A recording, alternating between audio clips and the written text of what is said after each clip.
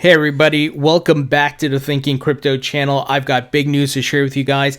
We got huge amounts of Bitcoin leaving Coinbase Pro. Could that be other companies like Tesla, MicroStrategy, and others buying Bitcoin, or billionaire hedge fund managers? We're going to break it down. Also, the third stimulus, the $1.9 trillion stimulus, is about to be passed, guys, and that is going to send a lot of money into the crypto market. We're going to break it down. Before we do, go ahead and hit that thumbs up button, leave a comment below, and hit the subscribe button if you're new here. It helps support the channel, and it doesn't cost you anything. Guys, Bitcoin's still in its correction phase, currently just over $46,492, and it's consolidating right now. It's building support levels there. But Cardano, if you're holding Cardano, congratulations. I have some in my portfolio.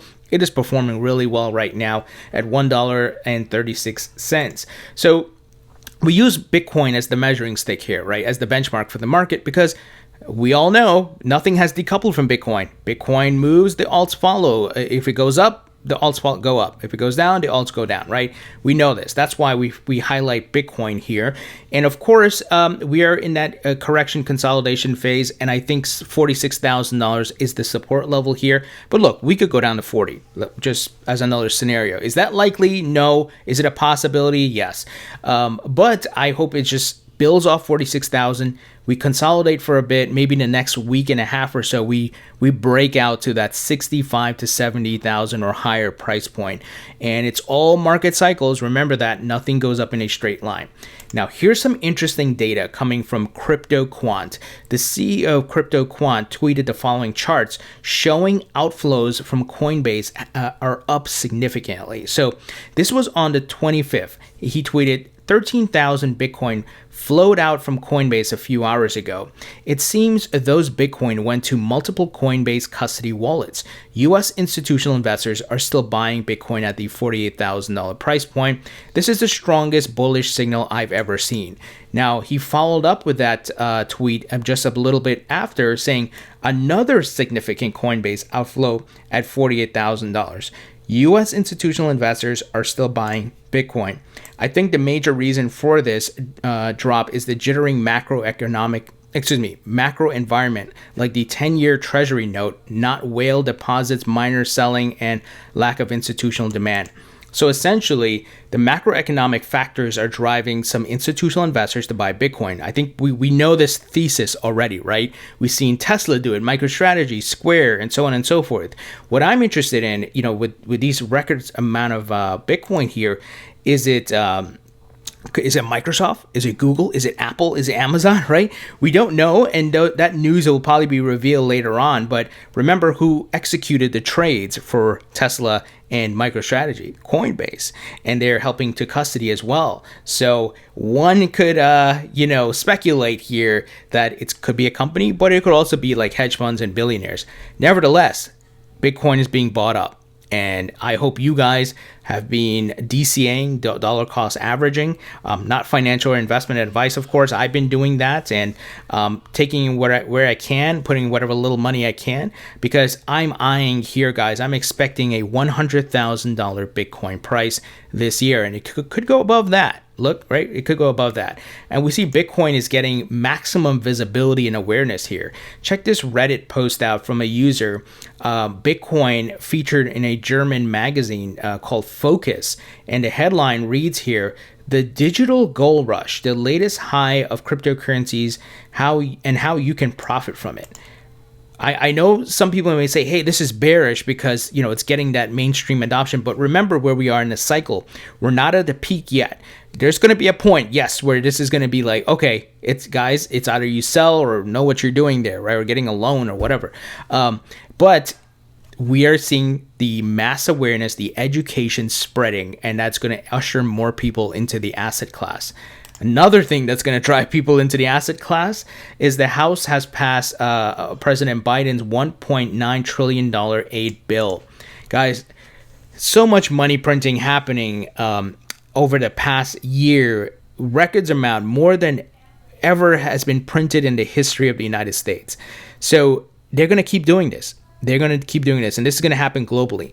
And that is what is forcing a lot of the institutional investors and companies to put Bitcoin on their balance sheet as a hedge. Yesterday, I covered it with you guys. Even JP Morgan now is saying, hey, put 1% allocation in Bitcoin as a hedge against the traditional assets, which are very tied to money printing and the government and the traditional financial world.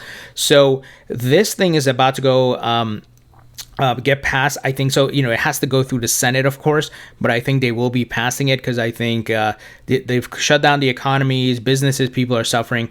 They need to get money out to folks, but that's not the way to handle this, right? Unfortunately, yes, I believe in helping people that need help, but just the record amount of money printing they've been doing, instead of opening the economy smartly where they can, I think you can't use the same rules for every state. Every state is different, population is different, and economy is different, all of that, right? Local economy, I should say. So, look, at the end of the day, without getting into politics and all of that, this is going to debase the money you have in your savings account, right? If you understand inflation, just go study inflation itself. And that in itself, it's like a tax, right? The government taking money from you because they are debasing the value of the dollar. And we've seen the charts, guys. You look at the 30, 40-year chart and you see the purchasing power of the dollar has depleted year over year. It's pretty ridiculous. And that is why you see big time investors, they know they have cash on hand. They know that cash is not going to be worth the same 3 years from now, 4 years from now, 5 years from now. So they're putting in Bitcoin. They're putting in other assets like gold and so forth, things that are a store of value.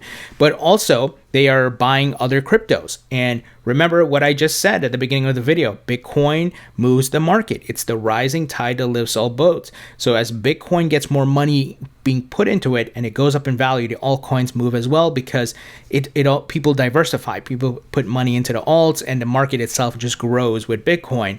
So once you understand these principles, guys, and these facts, then you know what your strategy would be. That's why I hold Bitcoin in my portfolio as the ultimate hedge, but I have Ethereum, I have Cardano, I have XRP, I have Litecoin, I have Chainlink, right? So that's just my plan. That's just how I look at it. But look, the money you have sitting in your savings account, whether it be 10,000 or 500,000, it's not going to be able to purchase the same things 4 or 5 years from now because of all this money printing, and they're going to keep doing more of it. So just so you guys know. Finally, we talked a bit about this week with the Ripple moving to Wyoming and other crypto companies as well. As here's the headline. While Washington dithers, Wyoming and other U.S. states mine for crypto gold. So the federal government, of course, slow with a lot of the crypto regulations, but many states are becoming very crypto friendly, like Wyoming, and companies are going there. And we know companies like New York are very strict with bit licenses and all kinds of nonsense. And I hope more states follow Wyoming's path and example, guys, because we will see more companies go there, and at least they have an avenue, a path, a window to just operate freely until we get the federal clearance or proper crypto regulations. So this is interesting. I think we're going to see tons of companies move out there. So like I said, Ripple went out there, and we'll probably see more exchanges and other folks move out there. Maybe Tether, Bitfinex, they may go out there as well. So great stuff happening here in Wyoming, and I hope once again other states follow suit. They just copy this, and their local governments, I think, can benefit. One thing I'm thinking of immediately is the mayor of Miami, who I interviewed 3 weeks ago. He's looking to make Miami crypto friendly. Now, it's not the state of Florida, of course, but maybe he can influence the governor of Florida to be more crypto friendly. But he's looking to provide incentives, clarity there, so companies can go work there. In fact, he actually was in a combined webinar or some sort of initiative with Senator Cynthia Lummis from Wyoming. So once again, these folks start meeting up, they start talking, and they can bypass the federal government to a certain degree. And I love it. I love that these states are taking the initiative, because we got to. The U.S. is really not moving as fast as they should here, and companies could leave. And you just look at Canada's approving Bitcoin ETFs left and right, and we can't get one in the United States. It's pretty ridiculous. Now, I will be talking to Hester Pierce, Commissioner at the SEC, in a couple of weeks, and I'll be asking her, hey, when the Bitcoin ETF, right? When can we get this going? The U.S. will benefit from this significantly with new jobs and obviously revenue, tax revenue and so forth for the government. So this is much needed, guys. Anyway, guys, what do you think about this news? Who do you think is buying all this Bitcoin? Could it be another company? Could it be like an Apple, a Google, and so on and so forth? We'd love to hear what you guys have to say. Leave your thoughts and comments below, and I'll talk to you all later.